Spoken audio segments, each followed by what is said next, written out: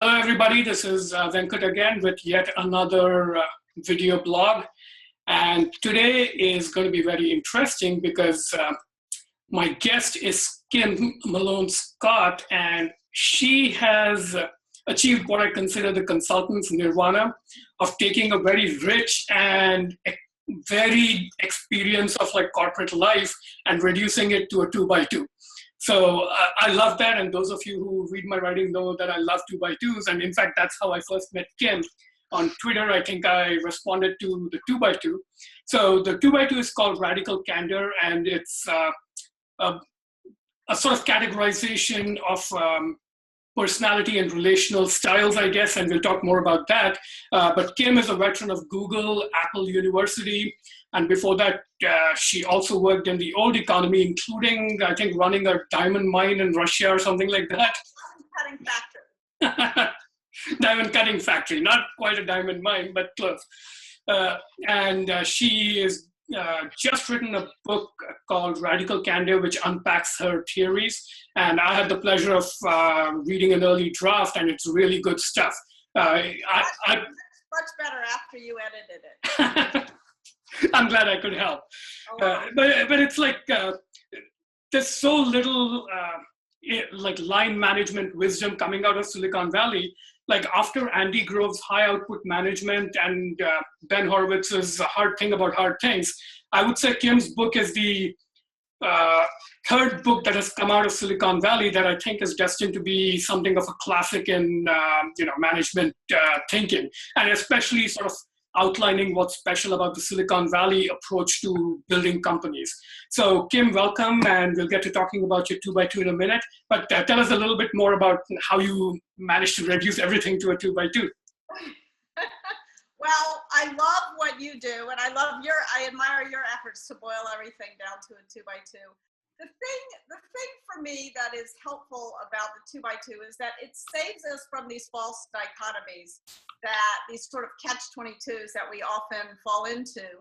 And when I started, I did my first startup in 2000. And when I became CEO of that company, I got a bunch of emails on the same day from people talking about an article that had been written about how most employees would rather have a boss who's an asshole than one who's really nice but incompetent. And I thought, am I an asshole or an incompetent? Not sure which is worse. And I wanted to resolve this I didn't want to be either one of those things.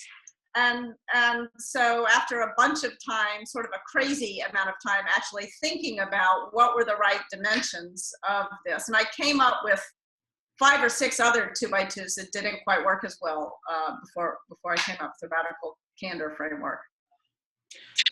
And I think it shows. I mean, it shows that a lot of thought has gone into it, because when you look at it and immediately, like my reaction is always, what other variables could be more important? How would I change the axes? And usually I can come up with something. And with your 2x2, I was like, no, these are the right axes. And you can tell it's like, it condenses quite a lot of wisdom and actually identifies key variables there. Well, thank you. I did spend, my husband, who's an engineer at one point, and who thought I was crazy. Like, I quit a great job, and I spent 3 months doing nothing but coming up with 12 phrases. and at one point, I had a keynote document, which was different combinations and permutations of synonyms, basically. Yep. And when he saw this, he was like, I could just build a program that would do that for you. I said, but I need to think about it. It's like, can you build a program that'll think? Yeah, and especially when you're looking at something as fundamental as what it takes to be a good manager. And I think there's research. My wife used to work at Gallup, and there's Gallup research that shows that a lot of job satisfaction is related to just your relationship with your manager. And most people leave bad jobs because they don't like their manager, not because of the company or something like that. So something that important and sort of like the basic building block of good companies, it would make sense that you have to kind of think hard to unpack it. But with that, let's actually share the 2x2 here and start talking about it. Here we go. All right. So this is the 2x2. So Kim, you want to walk us through the axes and the quadrants and tell us how to read this diagram? Yes, absolutely. So the vertical axis is care personally. And the word personally is really important here because fundamental to being a good boss is a human relationship, and a very human relationship. And I think the thing that trips a lot of people up is this notion that they should be professional. And very often when we think about being professional, it kind of gets translated to mean leave your humanity at home when you go to work.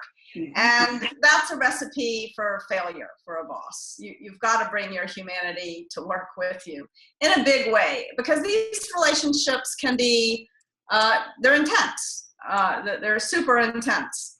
And then on the horizontal axis is challenge directly.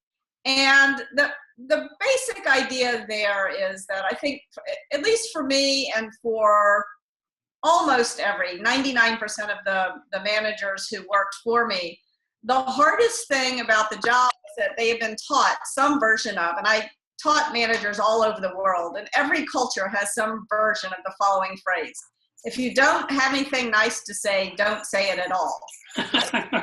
And now all of a sudden it's your job to say it, right? And I understand why parents say that. I have twins who are 7, and I work really hard not to say that to them. But sometimes I'm like, wow, I can't believe what you just said to me. Like children are naturally radically candid. So anyway, sort of overcoming this notion of being just professional and bringing your whole self to work, and being willing to overcome training that's been beaten into your head since you learned to speak is hard. That's why radical candor is hard. Mm-hmm. And so you've got these two axes, care personally and challenge directly. And as I recall from the draft, or maybe our conversations, I can't remember, you said ruinous empathy is kind of where most organizations have a lot of activity, and that's the quadrant most people live in. And manipulative insincerity is basically sociopathic behavior. But one of the interesting things you said was obnoxious aggression is the second best.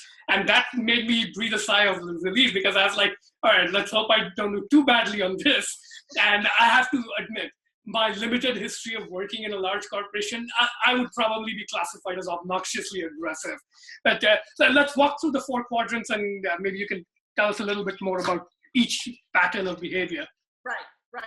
So I think a couple of things about these terms. One is that they're meant to get your attention, right? They're attention grabbing terms. And that's useful because they can explain very quickly what I mean. It's also dangerous because it's tempting to use these terms as labels for people. And the truth of the matter is, even though most people, in my experience, spend most of their time in ruinous empathy, we all spend time in all the quadrants. And in fact, you sort of have to. In order to have a relationship, you need to move towards people. And that's where ruinous empathy happens, where you're mostly focused on caring and you're not really focused on challenging them. So ruinous empathy is the disastrous result of too much moving towards people, but you've got to move towards people in a relationship. You also have to move against people. You have to be able to fight with them in a relationship. And if all you do is challenge and you never demonstrate that you care personally, then that becomes obnoxious aggression over time. But again, we all spend time in the obnoxious aggression quadrant. And finally, manipulative insincerity, it begins often with, sometimes you just need to move away from people. Sometimes you just need to be alone. You need to go do your own thing. Not necessarily, it doesn't start out as sociopathic behavior. But often that, if you spend all your time there only concerned about yourself, not caring or spending the energy to challenge others, then it becomes manipulative insincerity or even worse, sociopathic behavior. And are there patterns you've noticed, like do people, for example, get naturally more radically candid over time as they emotionally mature, or is it kind of like a stable? Okay, let me phrase this way. How much do people naturally learn versus how much do they benefit from being actually being given the intervention of being taught this framework? So I think that for example, at an early stage startup, people tend to be more radically candid because if they're not, the company will die, right? Mm-hmm. And also because they've chosen each other pretty intentionally. They haven't thrown into a big group of people. And I think that radical candor is generally easiest with people who are sort of like us and who we like, right? Mm-hmm. It becomes much more difficult if it's somebody who looks very different than you are, either different gender, different race, whatever, because you just sort of tend to approach people with more caution. Mm-hmm. And it also becomes a lot more difficult with people who you don't actually like, because you don't care. It's really hard to care personally about somebody you don't like. Now, I would say, even if you don't like somebody, you can still show fundamental human decency. So I don't think it's impossible to be radically candid with someone you don't like. In fact, I think it's really important. So I would say that, and I also mentioned that children tend to be kind of naturally radically candid. My son called into bed with me this morning and said, "Your breath smells like doo-doo," you know. So that was a radical candor moment. I know he loves me, but you know, he was just telling me I needed to brush my teeth. So anyway, I do think that often when you care about someone and when you're in a situation where if you don't tell them they're moving in the wrong direction, something really bad will happen to them or to you or to both of you, then that does tend to lend itself towards radical candor. But there's plenty of intimate relationships that are characterized by ruinous empathy. I was just rereading Empire Falls, and it's a tale of ruinous empathy. The hero it's so sad. So in fact, one of my hopes with this framework, if it gets widely adopted, and if the Candor Coach platform that we're building at Candor Inc. becomes widely used, my hope is that more people who are ruinously empathetic, since that's where most mistakes are made, will be able to move over to radical candor. Mm-hmm. And that will decrease the amount of obnoxious aggression in the world, right? Because, go ahead. That's interesting because I think much of the experience that you put into this framework, it comes from like face-to-face managerial settings, and there it's easy to be it's tempting to be ruinously empathetic because you're face-to-face and it's hard to be like mean to somebody's face.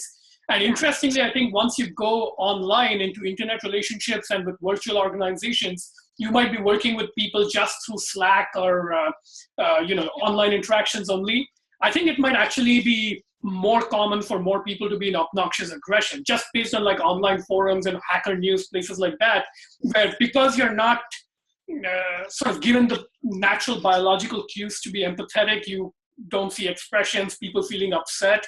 It's easy to like dehumanize them and be really aggressive.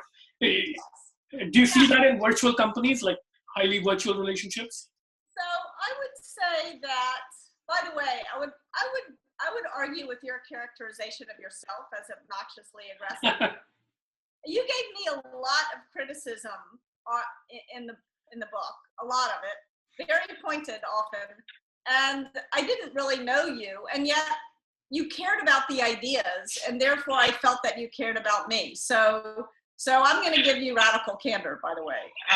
I think often... I'm there now. Like 10 years ago when I was actually in charge of running a small team, I think I was less mature and a lot more liable to be, especially with younger team members. I was not always as kind as I should have been. So I have matured, let me put it that way. So I think you're right. I think that when people are online, when they're on Slack, when they're posting comments somewhere, they're more likely to be obnoxiously aggressive than ruinously empathetic. And I don't think, even though I do believe that obnoxious aggression is second best, I don't think that's necessarily a good thing. And the reason is that moving from ruinous empathy to obnoxious aggression it makes the world a harsher place, right? And it means also that people are less likely to hear the feedback, right? That we build up this sort of thick skin suit, and then everybody's deaf, right? Because it's adaptive. You have to be deaf to get into feedback. So I think part of the advantage of radical candor is that it makes people open to the feedback and open to change. So, for example, there's a story that I often tell about a time that I was walking my dog. And this is sort of the origin story of radical candor. So I'm walking my dog along on the street of New York, or Manhattan, this puppy, and I adored this puppy and never said a harsh word to the dog. And as a result, the dog was totally out of control. And the dog leaps in front of traffic. I pull her out of the way in the nick of time. And this man standing at the red light next to me, perfect stranger, so not so different than an online forum, the streets of New York. He looks at me and he says, "I can see you really love that dog," right? So he does take just a second to move up on the care personal, to establish some sort of human connection. And then he says, "But you're going to kill that dog if you don't teach it to sit." Very direct challenge, right? Now, if he hadn't started out by saying, "I can see you really love your dog," if he had just said, "You're going to kill that dog," or, you have no right to have a dog if you can't keep it under control, my response would have been, "Fuck you," right? Like, I wouldn't have heard. But instead, I sort of looked at him like, "Okay, teach me." And he points at the ground and he says, "Sit." And the dog sat. Like, I didn't even know the dog knew what that meant. And he looks at me and he says, "It's not mean, it's clear." And like, walked across, the light changed. He walked across the street, leaving me with words to live by, right? that was an early version of radical candor. It's not mean, it's clear. And so I really do believe that there's a danger in these online forums, which is that they don't just go to obnoxious aggression. They actually go to manipulative insincerity. They cause people to behave a little bit like Trump, right? So they cause people to try to make themselves look good, right? In some way, it's easier to make yourself look smart by criticizing someone than by praising them, for example. Mm-hmm. And so they're not caring personally. They just want to make themselves look smart. And they're not even really interested in challenging the other person. They're totally focused on building their own reputations online. So I think that for companies that are virtual, where, for example, when I was working at Google, I managed a team with offices in 10 different locations. And so I made sure to spend a lot of time, and I couldn't travel for a long time because I got pregnant with twins and it was a high-risk pregnancy. And then I had the twins. And so anyway, there was a good chunk of time when I couldn't travel. So I made sure, even though I couldn't meet face-to-face, to have more frequent meetings, to have meetings over video, not just over phone, mm-hmm. and to pay attention to the hierarchy of mediums that would help me show that I really did care personally about the people. You can cover a lot of ground there. I think it's just to comment a little bit on the online stuff. I think you bring up an interesting point, especially in the Trump type of rhetoric. It's so easy to form tribes online where you can actually be manipulatively insincere and obnoxiously aggressive at the same time. Like, you're pandering to the prejudices of your tribe, so you're being manipulatively insincere there, but at the same time, you're being obnoxiously aggressive towards the out group So you're kind of hitting both those quadrants at once. Yeah. Manipulatively insincere can be quite, it's not always just being polite in terms, like it can be quite aggressive. I think at the very, if you think about what's at the top of the care personally axis, it's love, right? You actually, in an ideal world, love the people you work with, especially if you're working with them, you know, you're spending more time with them probably than with your family. So you may as well shoot for the best of human relationship, love in an appropriate sense of the word, of course. But you may as well shoot for the very best of what we have to offer as human beings in relationships. And then at the very bottom of the axis is what I call pseudo-speciation, right? Or not what Erik Erikson coined the term pseudo-speciation. And E.O. Wilson talks a lot about it in his book on human nature. But really that is usually used to describe what it is about us that makes something like genocide or war crimes possible. Now, office politics are obviously not nearly that bad, nor is the rhetoric in this campaign. It's bad, it hasn't gotten that bad. But there is this tendency that we have to sort of otherize people, right? To put them in some other category. And then we feel like we can denigrate them. We don't have to use the usual rules of common human decency. Yep. And the subspeciation idea, I think, is like a very powerful one, because it's like within and without organizations, it's the pattern is always classic. Dehumanize the other so that they now belong to, like, you know, an animal category, and then that gives you sort of the permission to like suspend human morality and just say whatever you like. And you see that to a limited extent in organizations. Like the classic one is engineering versus sales. Usually there's a little bit of dehumanization across that silo boundary. And yeah, like the salespeople are stupid and the engineers are assholes, right? Yeah. But let's talk a little bit more about, you pointed out that the top of the care personally axis is love. And it's kind of an interesting point. Like one of my clients at one point, he looks at me and says, you know what this place needs more of? It needs love. And I'm like, what? And this is a guy, a very gruff engineer type of guy. And I was like, this is the first time I'm hearing like a senior male executive say something like this place needs more love. And it struck me that that's actually at the heart of the difference between, say, the 1980s era of management, of like Andy Grove's book, for example, versus today. One of the differences that I see is the emphasis has shifted from like things like productivity to just creating an environment where creative people can be more sort of creative. And part of that is taking care of the emotional environment. And we talked a little bit, I think, when we were discussing your book about this idea of emotional labor and how we expect, like, you know, Starbucks baristas to be always smiling. But then we discussed that this is actually true all the way up to CEO, and the job of a manager is partly to be doing emotional labor, right? So can you talk a little bit about sort of the differences and similarities between management culture in, say, the 80s and 90s versus today? Yeah. I mean, first of all, I would say in a lot of ways, Andy Grove is probably the grandfather of Radical Candor.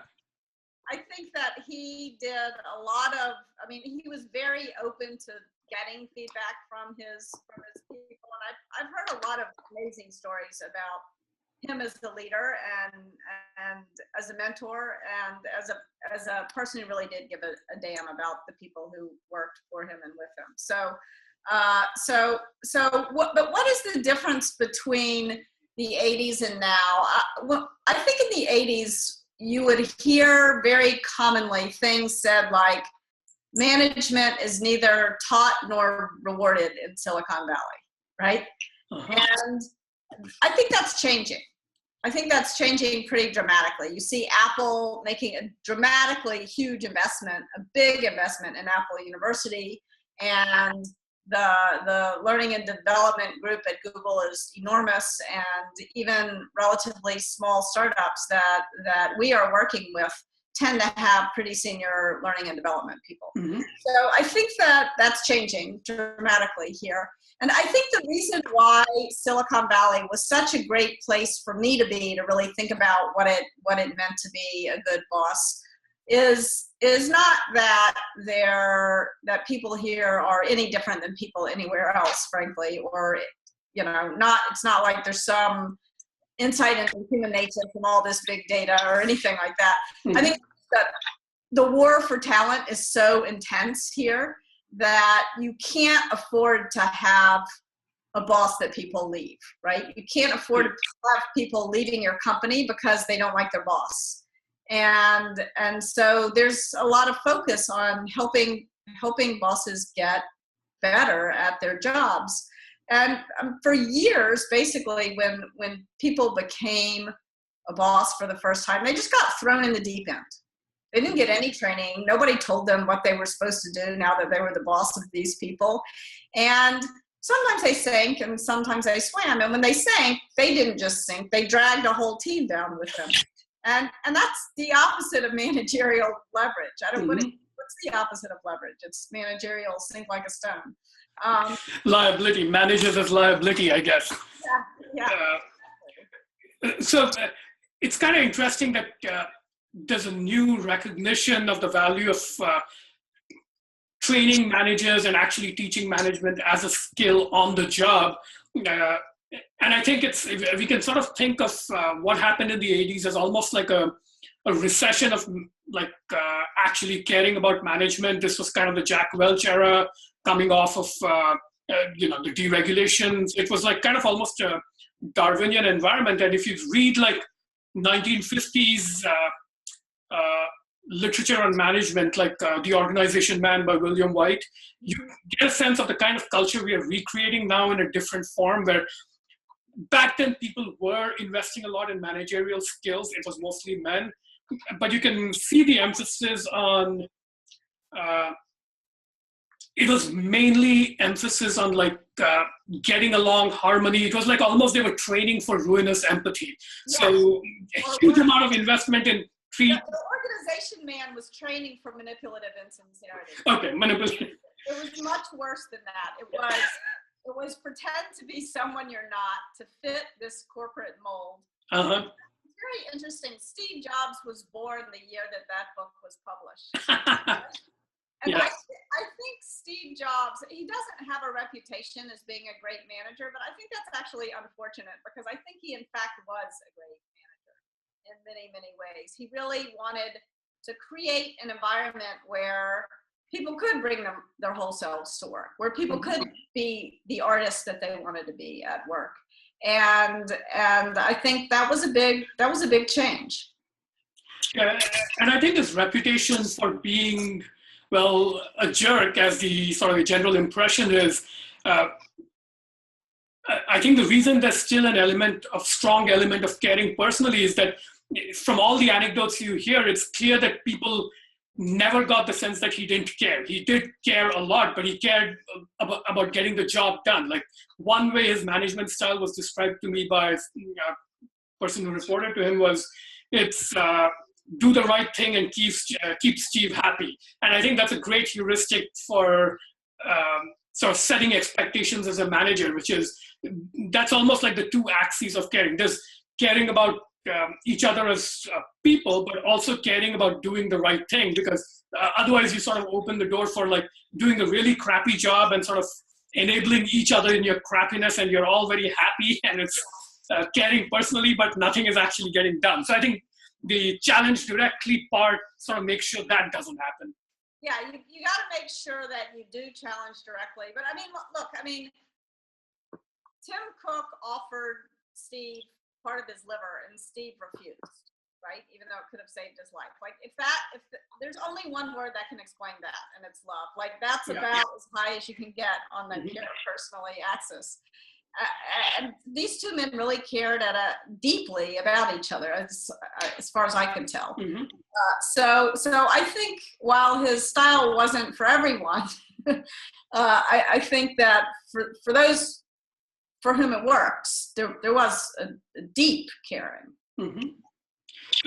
Not not just about the work, by the way, but about the person. Yeah, I can see that. And you can kind of sense that in the way people talk about people, like even when they're sort of characterizing the person as an asshole and you drove me really hard or something, you can tell whether it's whether they resent it or fundamentally say yes, and that was a good thing that I was driven that way, right? But let's hit on one final topic before we wrap up, which is we talked about how the old Silicon Valley of the 80s and is different from today. What about old economy versus new economy? Like you've done work in the old economy and even the Soviet Union or former Soviet Union. So what's the difference you see there between 2016 management culture in Silicon Valley versus, say, in Wall Street or old economy or Europe? What's the difference there? You know, I think that radical candor is sort of universal at a human level, but yet there's plenty of room for it to be relative at a cultural level. So what I mean by that is, for example, I was managing a team in Tokyo, and I was managing a team in Israel, right? And radical candor looks very different in Israel than it does in Tokyo. Yeah. But they're both capable of being very radically candid. I called it, for the team in Japan, I called it polite persistence, not radical candor, right? Polite was sort of how they showed they cared, and persistence was how they kept challenging. But it's the same thing in both cultures. You have to be able to adapt if you're working in different cultures. You have to show you care personally in different ways, depending on where you are. In Israel, one of the ways you could show you cared about someone was to jump in and yell at them about how bad their idea was. Like, that wouldn't have worked as well in Tokyo. You had to do it. You had to show you cared in a different way. Another thing that has really struck me and been fun about launching this company, building the candor gauge that helps people. If radical candor gets measured not at my mouth, but at your ear. And of course, I have no way of what's happening at your ear, especially right now, and with these earbuds in your ear. So one of the things we've done is to build a very simple candor gauge, where if I give you some feedback, I can send you a quick 2x2, and you tap the quadrant where you feel that my criticism landed or my praise landed. And as we've launched this tool and launched some of the content, Ford Motor Company is very interested in working with us, as is Eaton Corporation, which is a giant, $20 billion company in Ohio, makes power systems, and they say a lot of things. I also have worked with a company called Phillips Edison, which is they have shopping malls in the South mostly, in the Midwest. And they all have very similar experiences. It's not so different there than it is here in Silicon Valley or with the financial firms we've worked with in New York. And we've also had a lot of interest from Europe and Australia. In fact, I just sold a book in China. So, that should be fun. Yeah, that will be very interesting.